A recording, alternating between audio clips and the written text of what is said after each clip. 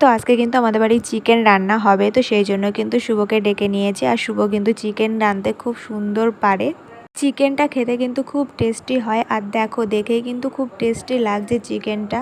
ওর হাতে কিন্তু আলাদাই একটা জাদু আছে। আর এইদিকে কিন্তু ওর মা এনেছিল পাঁপড়, দেখো কত পাঁপড় নিয়ে এসেছে।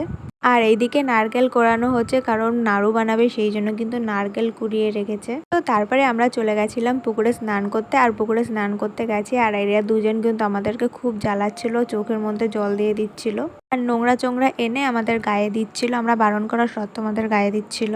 তো আমি কিন্তু স্নান টান করে চলে এসে আর এসেই দেখি ছাদে কতগুলো হনুমান, আর হনুমান অনেক বাচ্চা ছিল। আর এই দিক তাকাতেই দেখি আমাদের গাছের কাঁঠালগুলো কিন্তু অনেক বড় বড় হয়ে গেছে, আর কয়দিন পরেই কিন্তু পেকে যাবে। তারপরে ঘরে এসে দেখি এই বিড়ালটা কি সুন্দর খেলা করছিল, আর আমি যে এসে ভিডিও করছি তখন ওর খেলাটা বন্ধ করে দিল। আর এই বিড়ালটা কেন জানি এত ভয় পায়।